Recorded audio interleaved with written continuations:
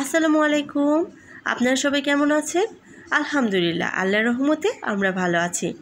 আজকে আপনাদের সাথে শেয়ার করব কাঠুয়ার ডাঁটার সাথে ঝিঙে ও কাঁঠালের বিচির অসাধারণ স্বাদের একটি রেসিপি। খুবই সহজ একটি রান্না। এখানে আমি কাঠুয়ার ডাঁটা আগে থেকে কেটে ধুয়ে নিয়েছি, আর নিয়েছি ঝিঙে, কয়েকটি গোটা রসুন আর কাঁঠালের বিচি। এই তরকারিটা আমি রান্না করব সরিষা বাটা দিয়ে। এই জন্য আমি সরিষাটা একটু ধুয়ে নিয়েছি। এখন এই সরিষাটি আমি কাঁচামরিচ দিয়ে ব্লেন্ড করে নেব। এখন একটি প্যানে তেল নিয়ে নেব। তেল গরম হলে তাতে দিয়ে দেব পেঁয়াজ কুচি। পেঁয়াজ কুচি গোল্ডেন ব্রাউন হয়ে আসলে আদা রসুনের পেস্ট দিয়ে একটু ভেজে নেব।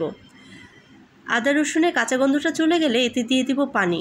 তারপর দিয়ে দেব হলুদ, ধনিয়ার গুঁড়া আর শুকনা মরিচের গুঁড়া। এখন ভালোভাবে কষিয়ে নেব। একটু কষানো হলে তাতে দিয়ে দেব সরিষা বাটা। তারপর মশলাটা আরও ভালোভাবে কষিয়ে নেব। ভালোভাবে কষিয়ে যখন তেল ছেড়ে আসবে তখন এতে কেটে রাখা ঝিঙে দিয়ে দেব। এখন ঝিঙেটা ভালোভাবে মশলার সাথে মিশিয়ে নেব।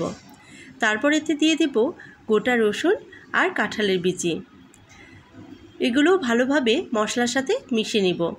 শেষে দিয়ে দেব কেটে রাখা কাঠুয়ার ডাঁটা। এখন সবগুলো সবজি ভালোভাবে কষিয়ে নেব। ভালোভাবে কষানোর ওপরে তরকারির টেস্টটা কিন্তু অনেকটা নির্ভর করে। আমরা রাজশাহীতে কিন্তু এই ডাঁটাকে কাঠুয়ার ডাঁটা বলি।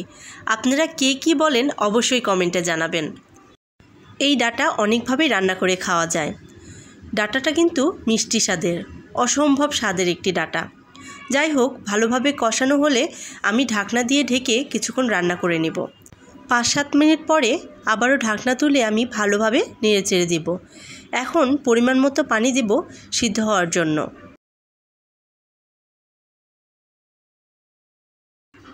যেহেতু আমি লবণ দিতে ভুলে গেছিলাম, তাই এখন লবণ অ্যাড করে দিলাম।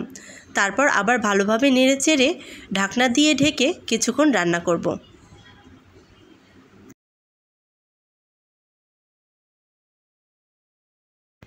কিছুক্ষণ পর তরকারিটা আমি আরও একবার নেড়ে দেব। তারপর ঢাকনা দিয়ে ঝোল একটু শুকিয়ে আসা পর্যন্ত রান্না করব। আমি কিন্তু ঝোল একেবারেই শুকিয়ে ফেলবো না, অল্প একটু ঝোল থাকা অবস্থায় চুলাটা বন্ধ করে দেব। এই যে দেখুন, আমার কিন্তু রান্নাটা হয়ে গেছে। এখন একটি পাত্রে বেড়ে নেব। এইটা কিন্তু অসম্ভব স্বাদের একটি তরকারি। সম্ভব হলে অবশ্যই ট্রাই করবেন এবং আমাকে অবশ্যই কমেন্টে জানাবেন। আল্লাহ হাফেজ।